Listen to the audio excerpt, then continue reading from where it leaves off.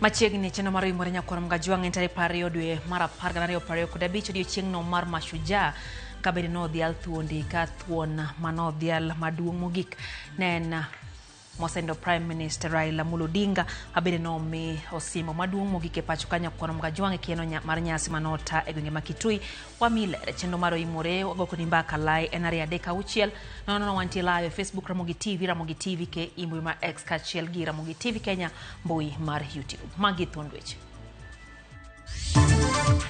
I have today posthumously conferred upon the Right Honorable Raila Odinga the highest honor of the Republic, the Chief of the Order of the Golden Heart of Kenya. Enyasi mar Mashujaa makawuono. Jatend piny Kenya William Ruto kao thuolo mar sidho Mosendo Raila Amolo Odinga gi mich mar nyadhi mar CGH kata obedo ni osenindo. Jatend piny machon Uhuru Kenyatta odok ma olimo familia mar Raila Odinga e kama nyoike kango ka Jaramogi. Togin michele manegi suya man mit kabisa. Kuro suya no biro ywayo winy mang'eny ma Uganda, moko biro Tanzania, moko bende amni kureka. Kuro mane kuro mwadwaro ni mondo mi ukelnwa drones mondo onegnwa winygi. Jopuro chele malowa kuja irrigation scheme ywago lal ma ikelo kod winy maketho chele e puothe.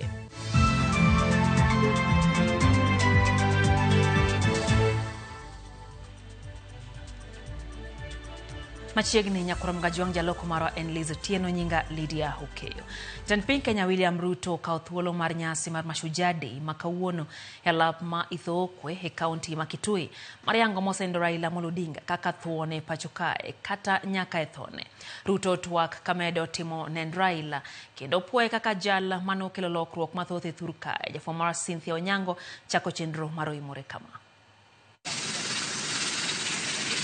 Enyasi makende mar dhialo thuondi mag piny mabende ong'ere kaka Mashujaa matimore tarik 20 dwe mar 10 higa ka higa matinende obagi e lap ma Ithookwe mayudore e kaunti ma Kitui. Tach Raila Amolo Odinga ne omedo liel kendo luor makende ne omiye. This is the man, the legend and the Pan-Africanist to whom we dedicate this Mashujaa Day.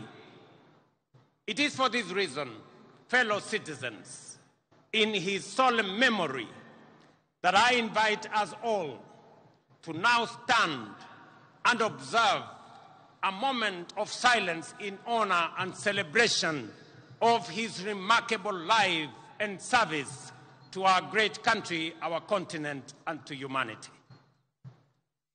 Jatend piny William Ruto paro Raila kaka jatelo makinde duto ne kedo mondo piny Kenya obed kod bidhruok kod ratiro ka oketo para manyime chike kendo luor mamiyo oganda jo Kenya hero pinygi. Raila Amolo Odinga aspired and labored for a Kenya that is free, that is fair, governed by the rule of law, and filled with limitless opportunity for all of us. Baba envisioned and fought for a nation where, in the immortal words of our national anthem, justice is everyone's shield and defender. Kuoma, jatend piny omiyo Raila Odinga luor makende. As we emerge from a week of profound sorrow and reflection, and as the nation continues to observe the 7 days of mourning on the passing of our former Prime Minister, it is both fitting and worthy that we anchor this year's Mashujaa celebration in the extraordinary and consequential life of our departed legend, the Right Honorable Raila Odinga. Jatend piny bende oparo moko kuom okenge mane Raila Odinga kawo mane nyiso herane ne piny Kenya mane ogeno mohewo ngimane owuon ka ochiwo ranyisi mar mosruok mane obedogo gi jotelo mane opiemgo. Time and again, he reminded us that no disagreement is greater than our unity. No ambition more important than our peace, and no personal interest higher than the welfare of our nation. He famously declared that he would shake the hands of his rivals, whether he won or lost. Oparo gi chuny lit kaka Raila Odinga nochung' kode bang' ng'anyo mar rowere mag Gen Z manoweyo ka piny Kenya oyiengni kinde mar kwedo paro mar chik mar omenda ma higa mokalo. I reached out across the political divide. Baba was the first to come to the table to help steady the ship of state, leading to the formation of the broad-based government that has since stabilized our economy and our nation. That is what heroes do. When the stakes are high, they rise above partisanship and put the country first. Raila Odinga katetho mare kinde makuyo pod opong'o chuny oganda. Jatend piny oyuago Raila kaka jatelo mangimane duto ne okalo e sandruok. Karanyisi en twech mane otwe maonge ketho. He endured prison, persecution, and political defeat, yet never surrendered to bitterness or gave in to hopelessness. He said, and I quote, "I have been to the mountaintop. I have seen the glory land. I may not get there with you, but together we will get there." Kuoma, Mashujaa Day mahiga ni mathor wach mare ne en mar jiwo sekta mar sitima. Ote mag dhialo ling'any mar Raila Odinga ne omako lwasi kendo kete ma opogore kod mago ma osebagi e kinde ma okalo. Cynthia Onyango, Ramogi TV. Jatend piny Kenya William Ruto odhialo mosenendo Prime Minister Raila Odinga gi osimbo motisi ni Order of the Golden Heart CGH ma en osimbo mamalo mogik ma idhialo godo oganda e pacho kae. Otimo mae kinde nyasi mar Mashujaa manobagi e kaunti ma Kitui. Ka osimo ma kama biro ndalo 5 bang' nindo mar ogai Raila Amolo Odinga. Seche 24 bang' kanyo okete kare mar yuo mogik e pare kang'o ka Jaramogi. Prime Minister machon Raila Amolo Odinga odhial gi osimbo mamalo mogik mar Order of the Golden Heart CGH.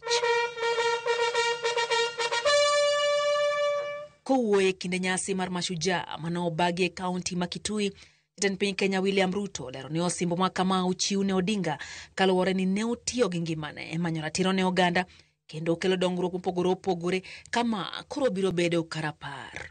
On behalf of a grateful nation, and through the authority vested in me as president, I have today posthumously conferred upon the Right Honorable Raila Odinga the highest honor of the Republic, the Chief of the Order of the Golden Heart of Kenya. Lendo makamao gochapa e boke mar piny owacho tarika makawuono tarik 20 dwe mar 10 2025 kama ondiki e ling'any mar Odinga mamiyo idewe kaka jatelo manochiwore ne piny Kenya. Notiyo kaka japuonj mar mbalariany eka bang'e ne odonjo e siasa ma obedo jaod bura kuom higni 20.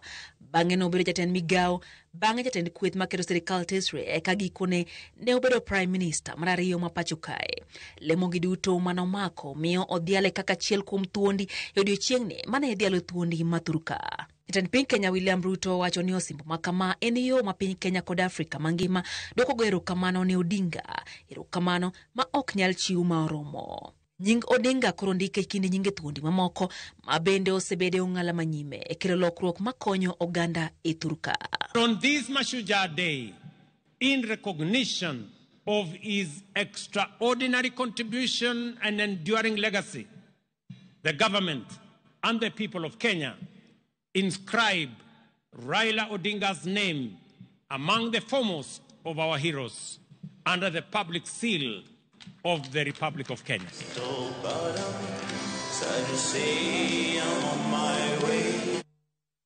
Manen jatend piny Kenya Uhuru Kenyatta odok kendo mar dhi limo kar liend Raila Amolo Odinga manyo ike nyoro kango ka Jaramogi County ma Siaya. Uhuru olimo familia mar Raila kendo orwake gi Dr. Oburu Oginga, Mama Aida Odinga gi jotelo mamoko. Jafwambo marwa Elizabeth Ajode miyowa ler. Seche buora bang' ik mar Raila Odinga e dala wuon gi makango ka Jaramogi County ma Siaya, osiepe kod familia moko ne okoke chuth. Jatend piny machon Uhuru Kenyatta ne ogoma chiemo kendo mondo dala gi Raila kata odoko ni nyoe ne ik mare nyaka thuolo mogik ma obolo lo kuome. Ka otelne gi joting' ndai mage, Uhuru ne omolo e rangach makango ka Jaramogi ka ikowe kendo ne oromne gi anyuond Raila magidhi achiel kachiel nyaka e hembko mar Jaramogi kama nyo ike jatelono.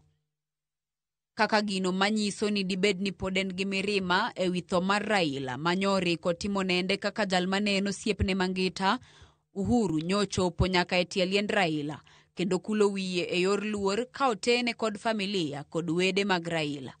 Bende otiyo gi thuolono mar medo chiwo hoch ne Dr. Oburu Oginga ma en owadgi mosenindo Raila Odinga ma bende ne oriwore kode e tie liendno. Bang'e Uhuru orwake ot gi Mama Aida kendo bedo gi twak gi jokanyo mamoko mag familia kod jotelo kama oting'o gavana ma Homa Bay Gladys Wanga, manen jagoro mongirore migawo mar somo Dr. Julius Juan, minod mosenindo jatend piny Zimbabwe Elizabeth Shangirai e kind mamoko. Osiep mane ni e kind Uhuru gi Raila itudo kod ywaruok mane gin go e ndalo yiero ma higa 2017, gino mane odhi nyime nyaka e bang' Uhuru bedo jatend piny. Bang'e ne giloso osiep kokalo kuom mosruok mane otimore e higa 2018.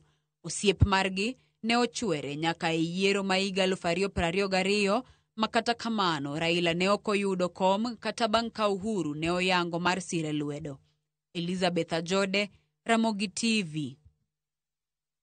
Jatend piny Senegal Bassirou Diomaye moyuore nyasi mar Mashujaa ma obagi pacho kawuono tiyo gi thuolo mare mar paro mosenindo Raila Amolo Odinga. Bende ojiwo ni Kenya oger kar hembko ma ibiro ketie nonro mag thuondi ma okelo lokruok e thurka. I would like first to take this opportunity to renew the heartfelt condolences of the people of Senegal to the brotherly people of Kenya on the passing of Mr. Raila Odinga, a former Prime Minister and a great leader in the political history of Kenya. I pay tribute to the memory of the illustrious departed and express my deep compassion to President Ruto, to his family, and to the people of Kenya. May his soul rest in peace. Our heroes deserve all honors. They deserve our respect. They deserve our admiration. The celebration of Kenyan heroes who risked their lives fighting for the independence of their country is a great tribute that commands respect and pride. Jatend piny Kenya William Ruto osingo mar keto tekre ne duto e chopo lek mar Prime Minister mosenindo Raila Amolo Odinga mar keto piny Kenya e kind pinje mosedongore. Chenro ma kamago gin jiwo nyak mar chiemo kod yaro nyalo mar loso mwandu. Mange owache kinde manotwak e nyasi mar Mashujaa ma higani, kaka jafwambo marwa Chris Owino leronwa. Rumbi mar kuyo kalure kod tho mar Prime Minister machon mar Kenya mosenindo Raila Amolo Odinga odhime kod umo piny Kenya. E alap ma ithoko e kaunti ma Kitui e kinde nyasi mag Mashujaa, jatend piny William Ruto oyango ni piny owacho mare biro timo duto manyalore e bwo wang' chieng' mar chopo lek mag Raila Odinga mar keto piny Kenya e rang'iny mar pinje mosedongore. Ruto oyawo chunye kendo wacho ni mor mar Raila Odinga ne en keto piny Kenya kiwanga achiel kod mbesene mane gichako go ng'wech kaka Singapore kaachiel kod Malaysia. If Kenya is to attain first world status within our lifetime, as it must, we should set for ourselves daring, audacious goals and pursue them with unwavering focus. Kaluwore gi mano, jatend piny osingo ni sirikal dhi kunyo yewni madongo 50 e chenro mar yaro dero mar chiemo kokalo e kuoyo pi e puothe madongo mag cham ma ok rito mana koth. Ruto wacho ni okang' ma kamano dhi miyo piny Kenya chiemo moromo kendo tieko wach mar tiyo gi omena mathoth e nyiewo chiemo kowuok e pinje maoko. Tuwache kuagiza vyakula kutoka nje. Inawezekana tuzalishe chakula ya kutosha Kenya. Tunatumia zaidi ya bilioni 500 kila mwaka kuagiza chakula kutoka nje. Ni lazima sasa tuwe na pesa ya kutengeneza dams ama mabwawa ya maji 50, yale yanaitwa mega dams, ndio tuweze kuzalisha chakula kutokana na kunyunyiza maji mashamba yetu. Ruto bende odhi nyime kod goyo debe ne chenro mar chugo omenda makore lach mar gero apeyni, kongo paw ndeke manyasani, kaachiel gi tieko gedo mar reru manyasani kowuok Naivasha kokalo Kisumu nyaka Malaba. Late Raila Odinga told us you cannot be a progressive first world country without first world infrastructure. We need to do more roads. That's why I've said we need to do 10,000 kilometers of tarmac. We need to do more dualing of roads. We need to do our airports. We need to do infrastructure that is going to support the progress and the prosperity of our nation. Sekta mar thedho mwandu e chenro mar chugo thuolo mag tijene rowere kaachiel gi bero sekta mar stima pacho kae ema dhi tieko chenro 4 madito magolo piny Kenya e todo mar dhier. To generate more energy, we cannot industrialize. We cannot be a manufacturing country if we have only 2,300 megawatts of energy.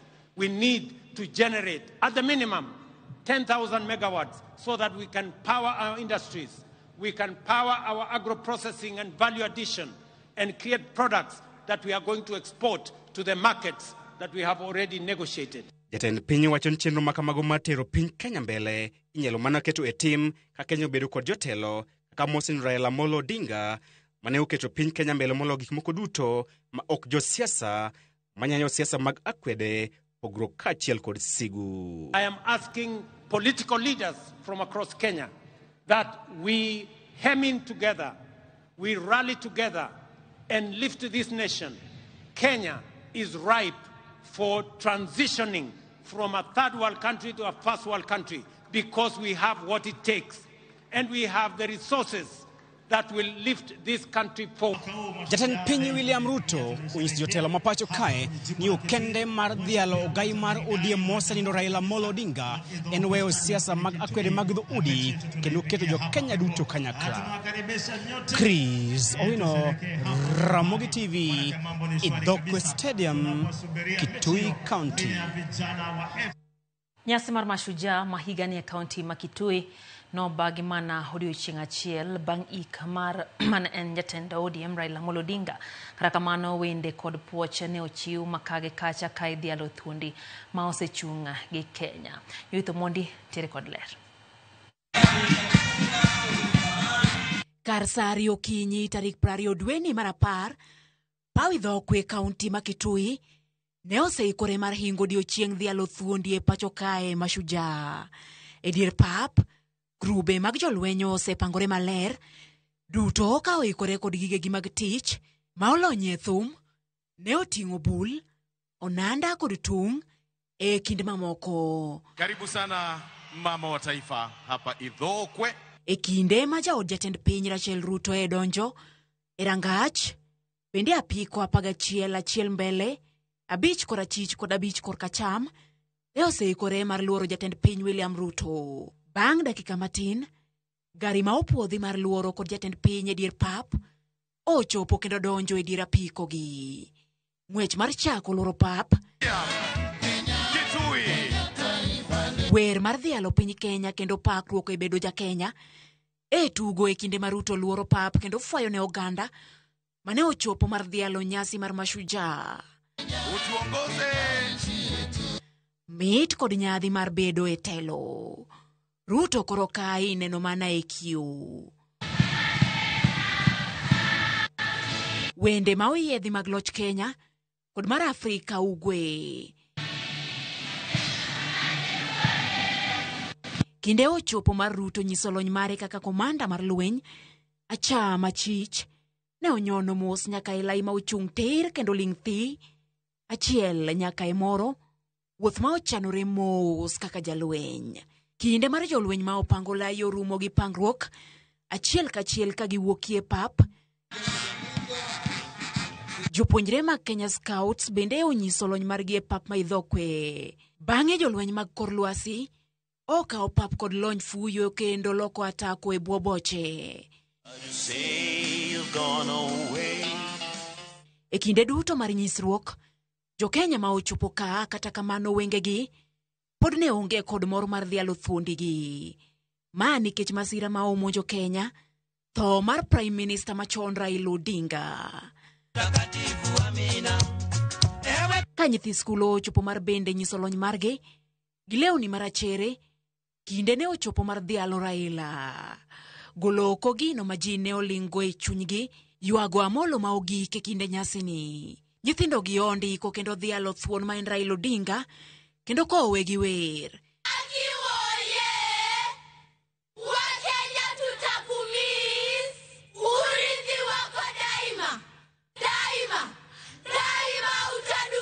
E pap, jopiny ma ochopo, oriwore kod jopuonjre gi e dhialo Raila. Rivers cry, the people pray for you shore. Kapok jawer machielo, biro kod wer mane Raila ohero, ka wang'ni to ochuoge kendo kete rameny mar Kenya.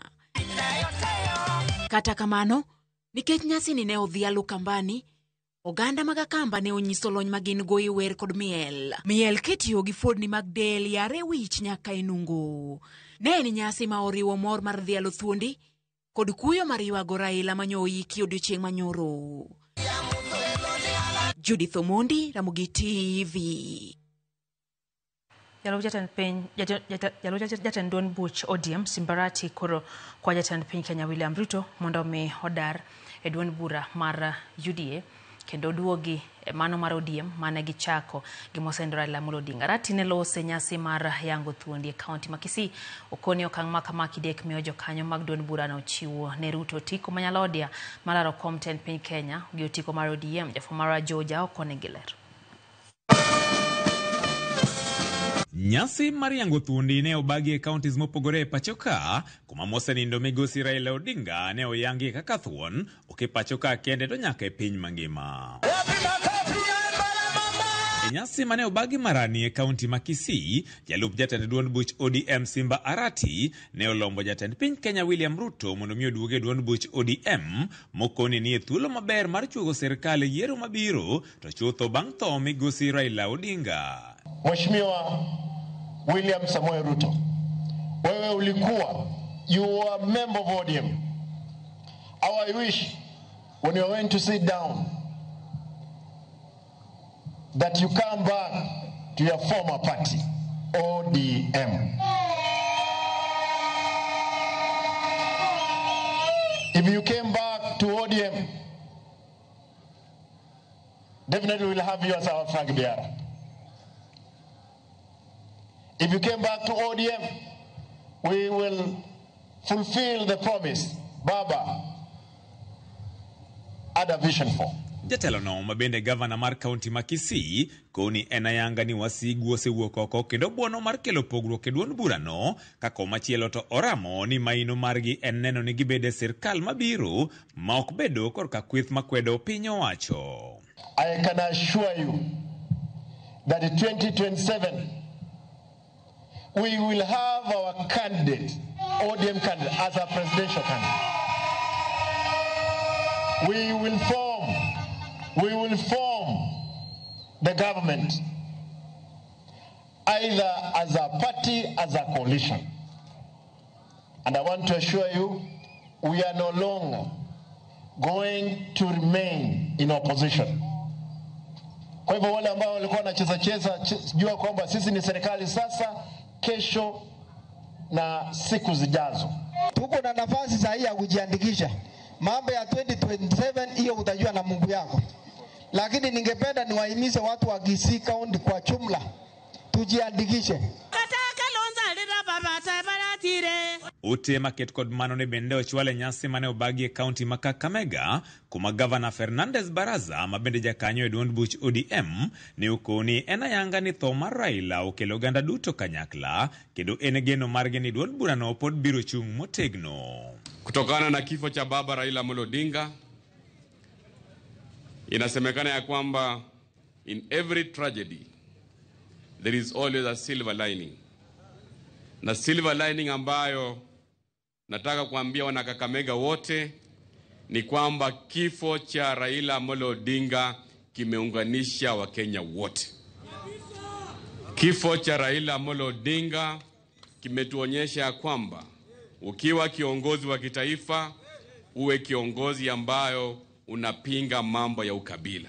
Magina giwacho bang' jatend piny Kenya William Ruto kaachiel kod jotelo mamoko bende singo mar kedo gi josiasa matemo kelo pogruok e duond burano.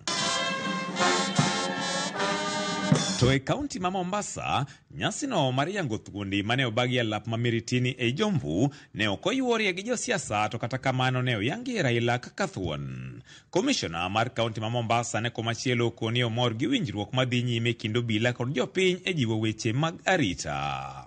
Hatuwezi kubali vijana kuturudisha nyuma pale tulipotoka.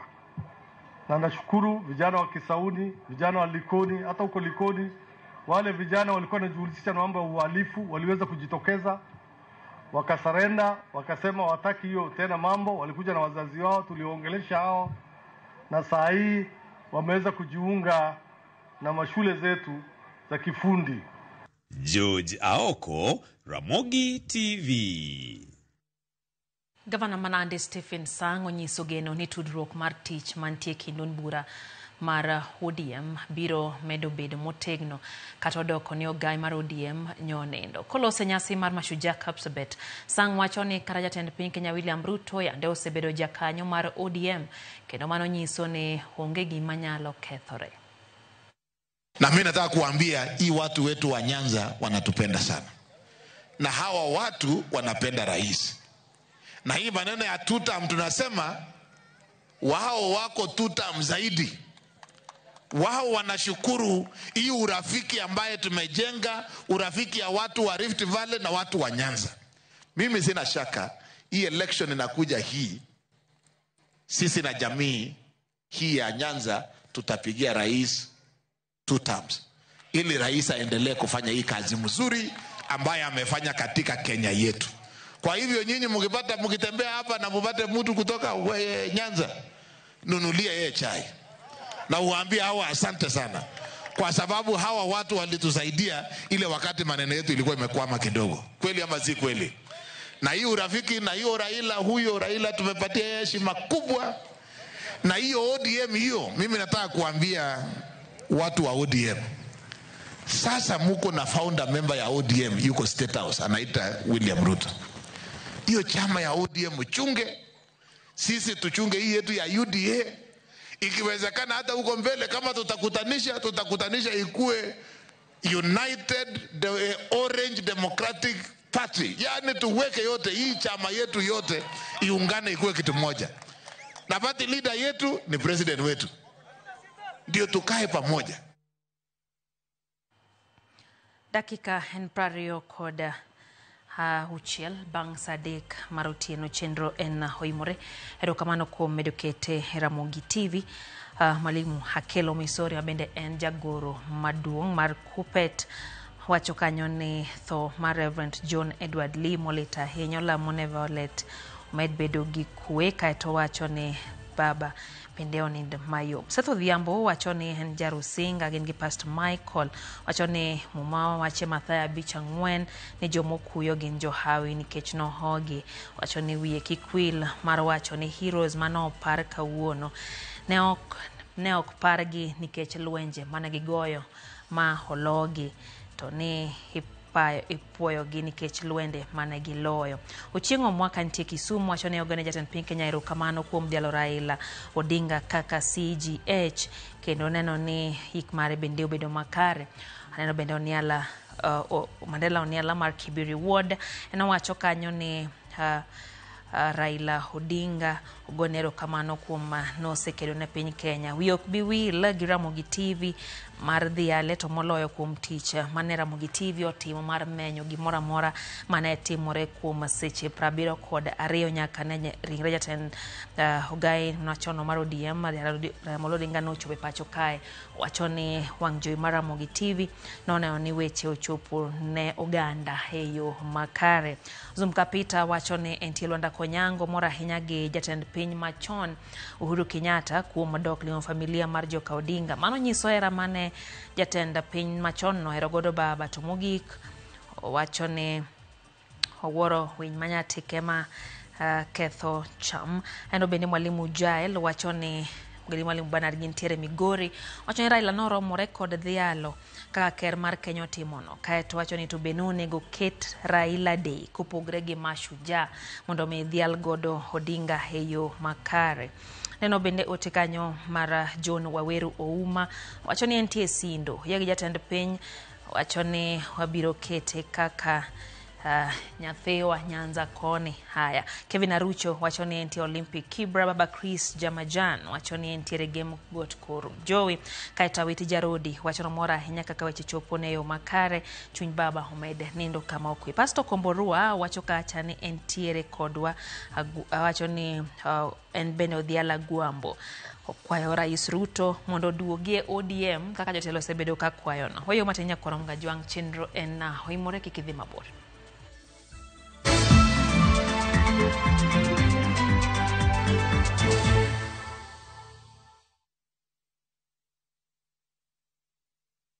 Tired of late rides and shady charges? Itisha Wigo.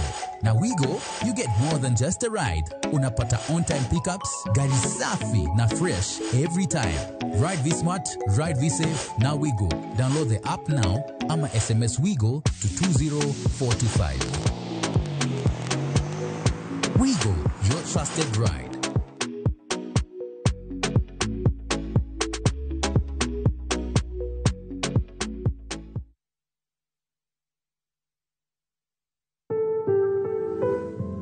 Kansa mar thuno en achiel kuom tuoche mang'eny mokalo pacho ka ka ji mohewo 7,200 iyudo kod kansa ni higa ka higa ka ji manyalo romo 4,000 wito ngimagi kokalo kuom kansa ni mar thuno e higa. Kapo nono ni fwenyo lokruok moro amora e thundeni to tem matek mondo mi ine laktar nikech kofwenye chon tinyalo thiedhe. Oteni ikelonwa kod Royal Media Services. Royal Media Services, we care.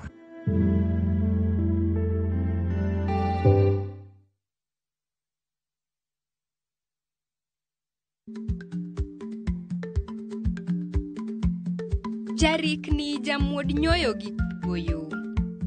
Matiende ni dhi matek maok inono maber samoro nyalo miyo ng'ato midhiero.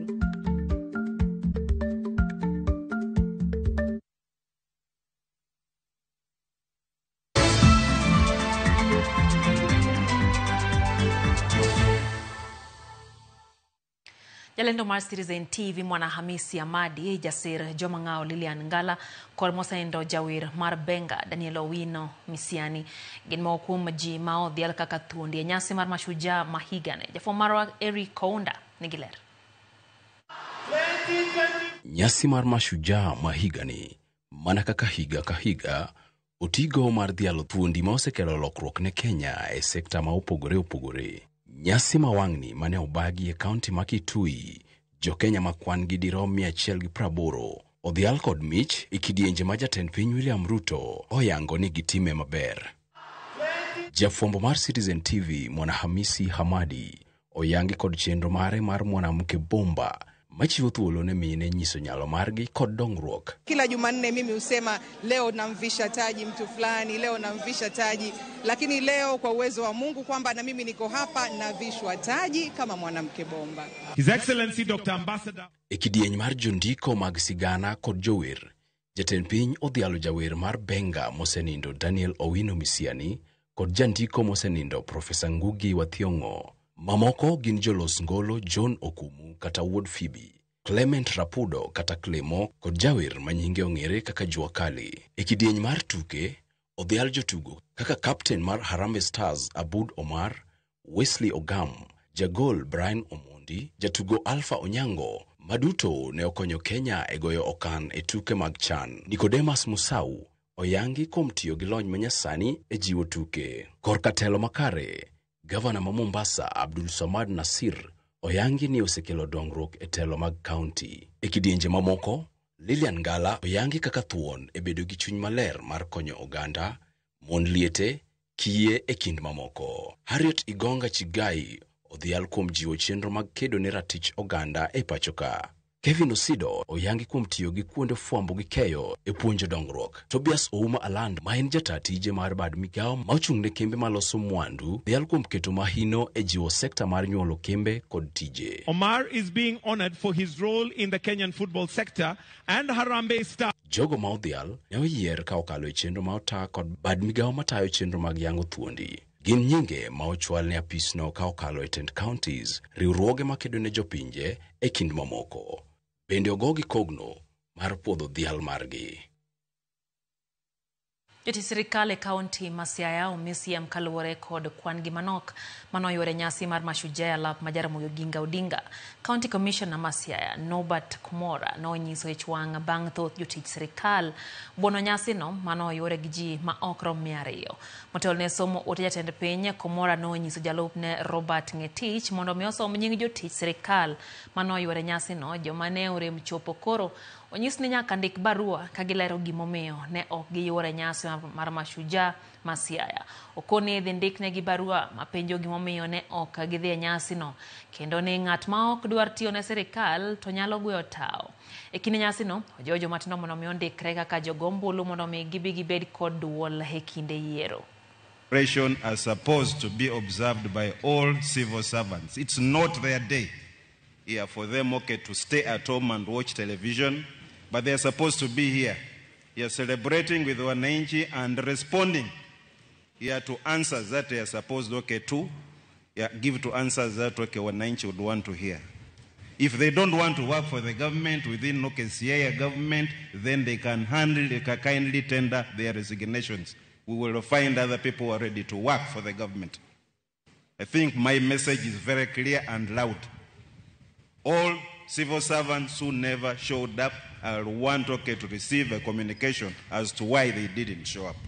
Ningependa pia kuwatahadharisha ya kwamba pia bado kuna ukimwi bado huko. Kwa hivyo tujihadhari.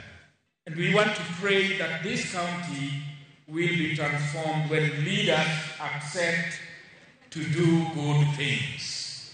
A good leader does good things, makes the right decisions, and takes the right actions. Raila will be remembered as one of the leading architects of the 2010 Constitution that gave us devolution and expanded civil liberties and other fruits of the new dispensation that we currently, as a nation, enjoy. Mokuom jotelo ma Kisumu oseapisas mag sirikal ma otamore yuoro e romo mowinjore omigi thuolo mar twak gi jopiny. MCA ma Market Milimani Seth Kanga ohum gimomiyo jotend kaunti ma Kisumu rem chope nyasi go karanyisi en nyasi mar Mashujaa ma obagi kawuono. Nyasi no kata kamano no odhi nyime kendo ne jotelo go tiyo kode mar ywago mosindo Raila Amolo Odinga kaachiel gi chiwo ote ma jatend piny manosom kod commissioner ma kaunti no. Jokanyo mag bunge la wananchi to kwa otend Kisumu mondo mi oket hembko mar rapar mar Raila Amolo Odinga.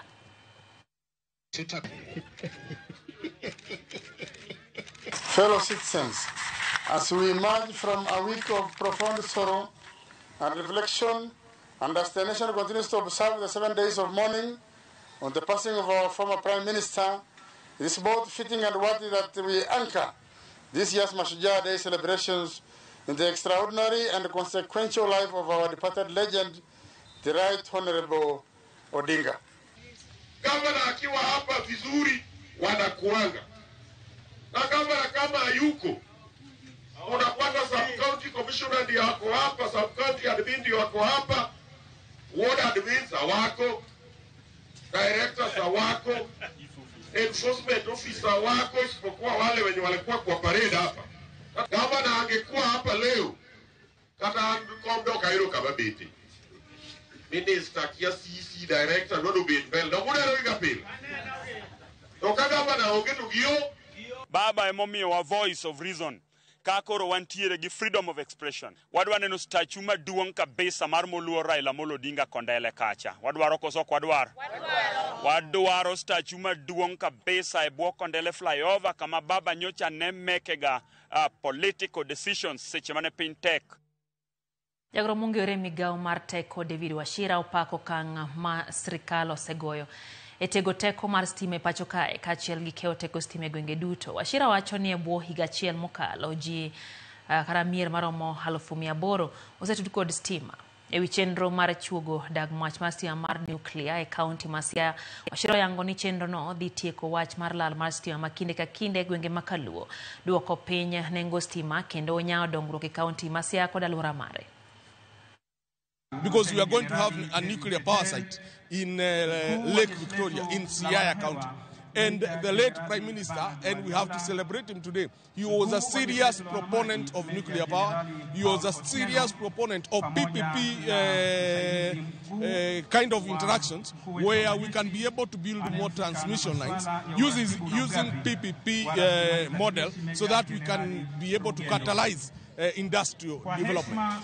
So that having a nuclear power plant in Western Kenya will help us address two critical issues. One, the stability of the grid on that side.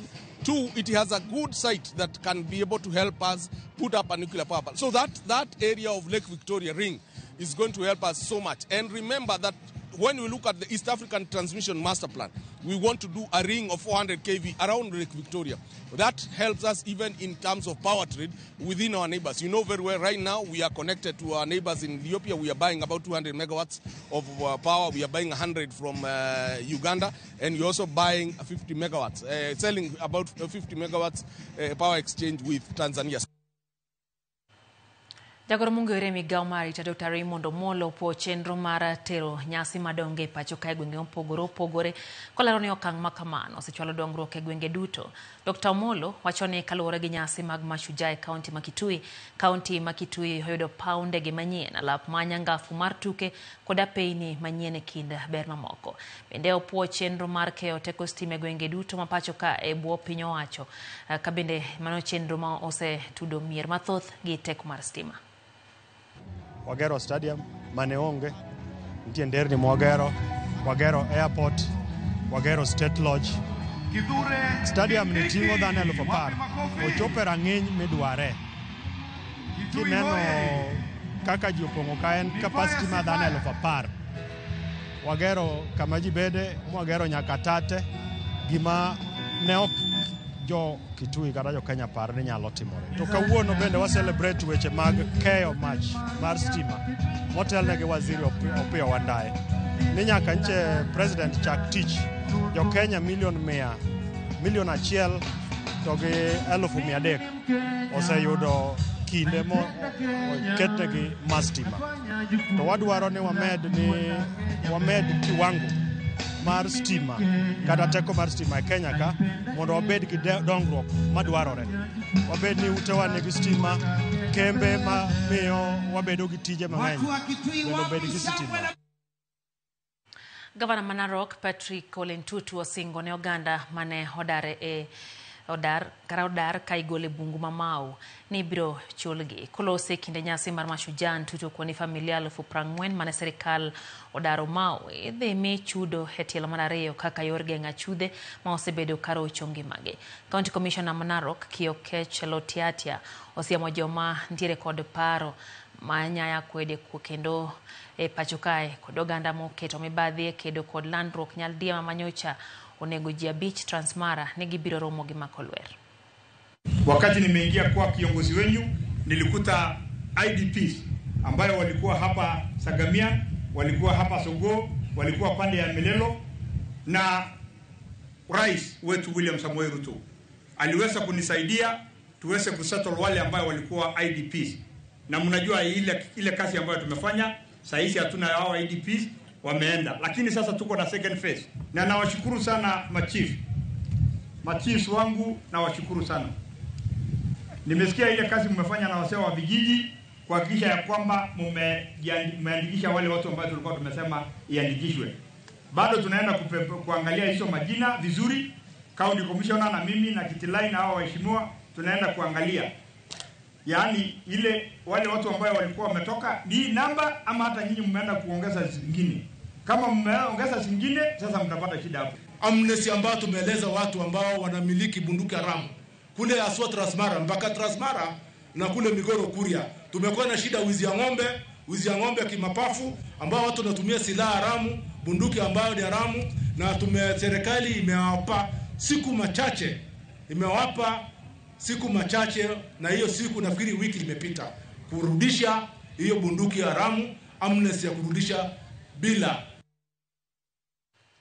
Mangochele Karpur Malo Akuja Irrigation Scheme sub county Manyatike county ma Migori yogolal Michael kod winy magiwacho ni laro kod giochele puothe. Kata kamano gipuoyo piny owacho malo kod county kuom masirogie pur mar ochele e Karpur no.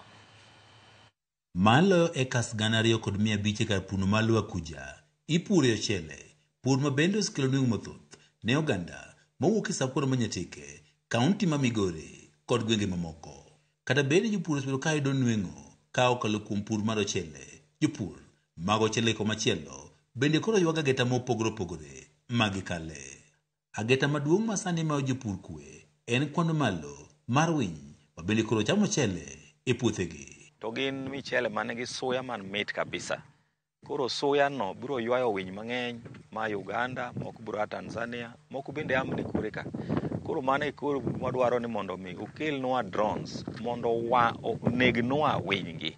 Jopur gi mag ochele ka oteleko jakom margi Okeoremo wani medruok mar winy machamo ochele e puothe osemiyogi lal mathoth. Ani mondo mi ne wakony wach winyo, koro ne chuno ni nyaka pur wang' achiel. Wapuro kanyakla kendo wapuro kodhi achiel wang' achiel. Madwa yudo yo mwanyalo bedogo ni nyalo ritgigo mogi bie mchele. Tapane keyo wadi kuro bedo malo. Kech mchele nyatore maber makuru gik to winyo ne makethe. Kech eka achiel dwani mondo irit winyo dwa mani ketne ji 5. Jopur giwacho ni kuom eka ka eka mar puodho ochele gindiko joriemb winy mok tin 3 kamoro kamoro ichulo omenda maromo Sh500 e odiechieng' ka odiechieng'. Kuma odiechieng' achiel imiyo jarit winyo Sh500 odiechieng' achiel. Koro dwe kirite dwe achiel tedwa miyo jarit winyo achiel Sh500 odiechieng'. Tidwa ni rite gi ji 5. Neno kamano pesa mang'eny malich. Winyo nyalo chamo chambi kata 10 acres midog dala nono. Koro nyiso ni mondo warit winy eka achiel irito gi ji 3. Ka opogore kod omenda magitiyo gi ndiko joriemb winy, jopur mag ochele giwacho ni atamalo maduong' mag ochele magikayo ichamo kod winy gino moseduoko keyo margi piny mokalo. Winyo chando waka kabisa, kendo yuro ka jopur moko mchele chiek ndiyo tiyuro ka almost a quarter winyo dhigo, sometimes even 3/4 winyo chamo te. Komachiel jopur gi mag ochele bende koro puoyo piny owacho ma kaunti ma Migori kod piny owacho malo kuom sirogi e yore mathoth ma oting'o chiwo negi kothe mag ochele, miyogi mbolea kaachiel kod chiro kod mamoko. Higa mokwongo nomiyowa kothe mag michele mane 1.6 tons, 1.6 metric tons, kendo nopogo gi jopur nopuro kendo nobedo gi yuto maber. Ma nomiye miyumo makane ike second term mare to nojiwo lwete manomedowa 2.5 metric tons mag kothe ma certified. This year nyosemiyowa 3.5 metric tons. Watemo goyo kamano ne county government kuom negi nchagi miyowa kodhi, kendo kodhi no osetero maber nyaka sane wapidhe maber, kendo wageno ne ka wan gi geno mbele to wadhi keyo maber. Giwacho ni apisas mapuonjo jopur yore makare mag pur bende oseor kod piny owacho ma kaunti ma Migori, kabende giwacho ni koro osekonyogi e medo nweng'o margi. Osekelonwa jok matimo service provide machalo kaka tingni, seche moko jowa moko selayas kodgi kendo the county omonwa joma nigi tingni to kelo ka wachulo at a subsidized cost. George Juma, Ramogi TV, Migori. Wakayo machielo nenoka Mwalimu Faith Mzomo wacho ni Shujaa Raila Odinga, rest in peace baba. Ado Junior wacho kanyo ni entire kodwa koya kachien. Kwari Alata wacho kanyo ni entie Kakamega en bende hoche gichopone eyo makare. Midia neno kanyo ote mar Makadiki wacho ni en bende hoche gichopone eyo makare. Benta Charles wacho kacha ni entie ndhiwa wacho ni wan dongruok ema wadwaro kik Ruto wacha gik moko gi dhoge to kotim wacho ni wane kai timogi. First Mashujaa Day ma onge baba pod lit ne ahinya kendo wacho ni Nyasaye mondo ket chunye kama hukwe. Eno Odoyo Johnson wacho ni entiere kodwa kendo chenro mar yimore chopone yo makare. Wacho ni we are still feeling the pain that Raila has left in our hearts. Wacho ni enti Jaramogi University Bondo wacho ni pod en kuyo ahinya. Aino bende Anet Gift wacho ni kijana mdogo mano wuod Kongo wacho no chiko ite kendo winjo weche gi. Freddy Kodhis wacho ni rest in peace baba Shujaa, chunye wacho ni pod lit ahinya. Kaeto bende neno wuod Jerry wacho ni weche gi ka NTA Migori pacho. Kaeto wacho ni pod wan gi lit kuom wito president mamarwa jaduong' wuod Okwayo. Wacho ni Ramogi TV chopone gima omor gima uro timono oyiego ahinya. Wacho ni osiep mane nie kindgi nen osiep ma adier kendo en gino ma oyie godo ahinya. Mirano kanyo Pastor George Ongonge wacho ni odhialo mamagi awuor manyar Seme Kodongo tarik makawuonie mane mamagi onindoe odhialo min-gi. Wan bende wadhialo mama ahinya kendo nachiel kuom shujago ma bende wanyalo paro. Eno bende kanyo ote marainia owuor kantiere Kisumu County wacho ni erokamano kuom Ramogi TV ke olende yo maleo mor gi kaka weche dhi kendo okwayo mano gando med bedo gi kwe ka jiteo mondo mi odoge witiende kaka ne weche nitie kato bedo ne tek kamano. Eric Owiwa wacho ni entiere awendo Ombokwari Agria Juan Komoro wacho ni odokero kamano ne uru kuom dok ka Odinga mondo mi oku kod mama Aida gi familia. Wacho ni en gima otimo no en gima ber ahinya. Bende aneno ote mar Odero Eve entie Madhari number 10. Kaeto Bernardo Winayo wacho ni jobondo welo neng'eny ahinya. Kaeto wacho ni ne ok oyudo gimoro ogago no wuok gi dhoge. Mosainya Bernard Rispa John Rees wacho no mor ahinya gi gima ker machon otimo chunye pod nigi lit kotenre kod lal mar Odinga. Kaeto Hawiti Jarodi bende wacho kacha ni mor gi Ramogi TV omedo dhialo oganda. Kaeto bendo mor ahinya gi kaka Ramogi no kelo weche gi seche 72 nyaka ne baba wit ngimane.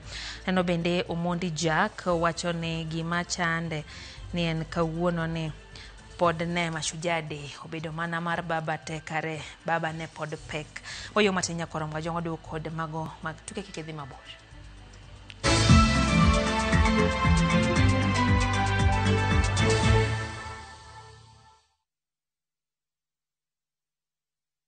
Avoid the December rush. At View Travel, we've got the perfect early bird deal for you. Tujaze SGR. Twende Coastal this festive season. From the 23rd to the 28th of December, enjoy discounted rates, but only if you book by October 31st. Spend 5 magical days in Mombasa from just 79,700 Kenyan shillings per person, sharing on full board. Or bask under the Diani sun from 90,900 Kenyan shillings per person, sharing on full board. Book today at viewtravel.com or call 0703 254 254. View Travel. Dream, explore, discover. Saa zingine mambo kupata bila plan. Gas ndio imeisha, landlord akuache upumue, mtoto ni mgonjwa na bado ni mid-month. Usijibox kwa noma. Piga *531# and sort your emergencies with my Mobi Civil Servant loan. Iwe usiku au mchana. Kama wewe ni civil servant, sasa uko sorted. Dial *531# and get up to 20,000 shillings and pay from your next payslip. No paperwork, no guarantors, no drama. Ni wewe tu na simu yako. Register now and see your limit in seconds. Built for Kenyan civil servants. My Mobi. Iko sorted.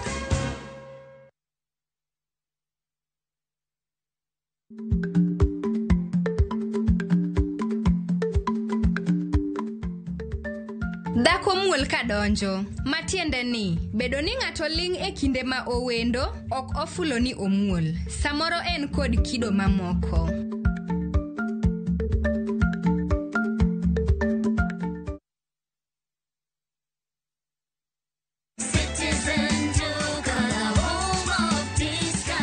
No queues, no heavy bags, no stress. Just shop on citizenduka.com and get everything delivered at your door. We deliver across Nairobi, Kiambu, Thika Road, and beyond. Shop now on www.citizenduka.com or on the View Sasa app.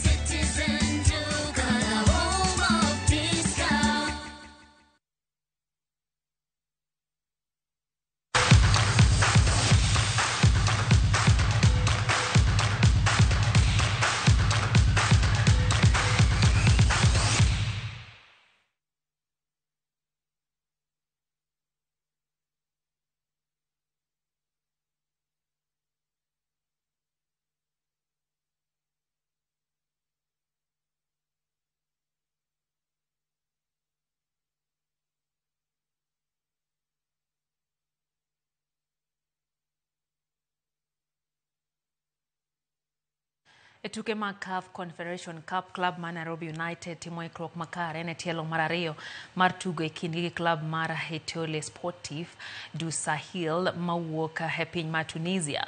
Nai Boys nolo club no gonde ariyo kuom nono e tielo mokwongo tugo mano bagi e pachoke alap ma Ulinzi Complex. Nai Boys noyudo gol mokwongo e dakika mar 37 kapok gimedo mar ariyo e dakika mar 52. Nai Boys timo ikruok margi kapok girakore gi club no e tielo mar ariyo tarik 26 dwe ni tugo ma ibiro bagi alap ma Stade Olympique d'Issouz. Pononi Nai Boys oloyo Sportif gibiro ng'ado tiko madonje tielo mar grube kamano biro bedo historia maduong' mokalo ne timno e bwo Petron Johnson Sakaja.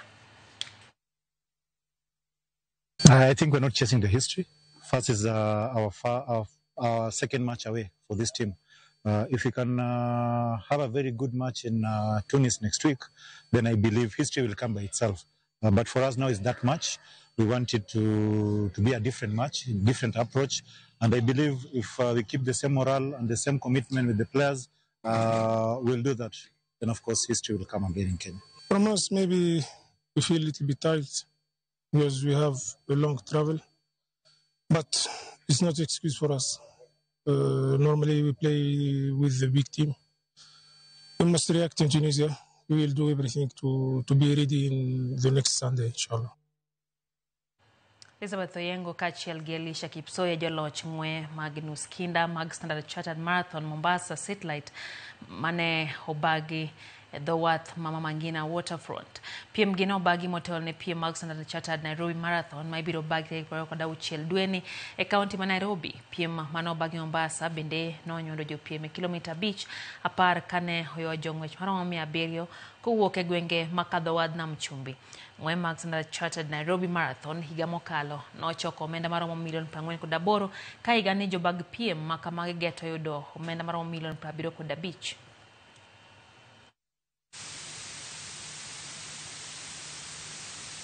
Matamanio yangu ni kuwa siku moja nitawakilisha nchi yetu ya Kenya kimataifa, kitaifa na kimataifa katika mbio za riadha.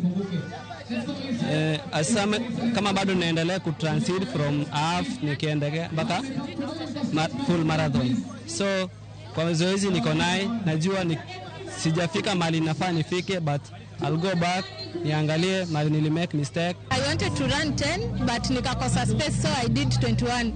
From there I thought okay, I should do 21. So that's why nimekuwa specify for 21. This is my second 21. My target was to run below, I'm still running 140, but I'm hoping to run 130 by PR.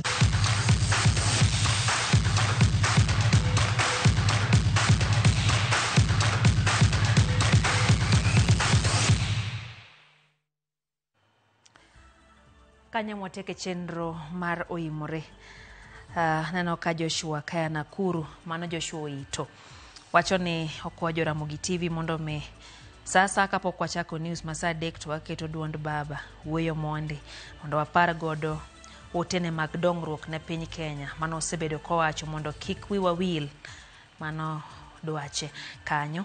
Kaito Pastor Juma Rundu wacho ni pod wan gi kuyo kuom tho mar Raila Odinga kendo hotio mos kuom tho mar jadolo Edward Limo abeno wito ngimane mane kindego mane baba wito ngimane. Sharon na wacho ni entie Kanyamkago wacho ni Happy Mashujaa Day ne jo Kenya duto. Mackenzie kawuok Rangwe wacho ni baba pod lit ne ahinya kendo wacho ni owuoro piny owuoro tho monego Raila Odinga. Caleb kawuok Uriri wacho ni entiere kodwa oro ote mag kuyo ne jo Kenya ne lal maragwambo wacho ni en lal mane oganda ongego onge ng'iyo ne nya timore kata kamano sebedo kamano.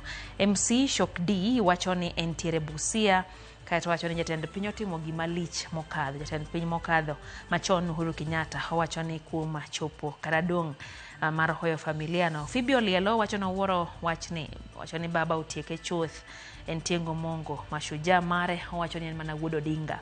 Eno bende Anjo Bando wacho ni entiere kodwa karo Sala Sokoth wacho ni Shujaa Day without baba wuoro ahinya kaka nobedo. Kaito aneno Mose wacho ni enbe entiere kowuok Ngegu Kochia wacho ni kwe kende emolando ne oganda. Bila Jojo Chieng wacho kanyo ni entie Sindo en bendo kwayo mana kwe. Onyango Hemston Buxton wacho ni entie Kisii wacho ni jo ODM wakwa mana tich kanyakla ei party wane mondo miweche obed makare. Jako Soroto wacho ni entie Mbakasi Central wacho ni weche gichopo ne eyo makare. Leaks wacho ni entie Siaya wuoro thuon kako nindo wacho ni lita henya. Kaito Scott Mota wacho ni en Mike Onyango koya Umabei wacho kanyo ni lakini jatend piny William Ruto to temo kendo ka ng'ato temo tiyego kendo owinjo bed ni wapuoyo. Clinton wacho ni gikuya gwambo kato Dembe Koduor wacho ni entie Machakos ogero kamano Rais Ruto kuom madhialo baba wuon gi Francis Oduro Tieno kantie gi Makala bende odhialo kanyo. Mane en jakom mar Market Day Traders Sacco Siaya County wacho ni en bende en shujaa wadhiale kanyakla. Honorable Victor Osawa wacho ni nigi kwe agwambo jakom the CGH. Haya koro mgajuang yenawe gi kanyo ni kecha otegi odhuro to sa bende osemewa wangwa elo timo na ni weche gi ochopo ne makare wagoni erokamano kendo erokamano bende kuom Seramogi TV kinde duto unindo makare nyinga Lydia Okewa. Sibegilizo Tieno ma en jaloko maro ritu masani.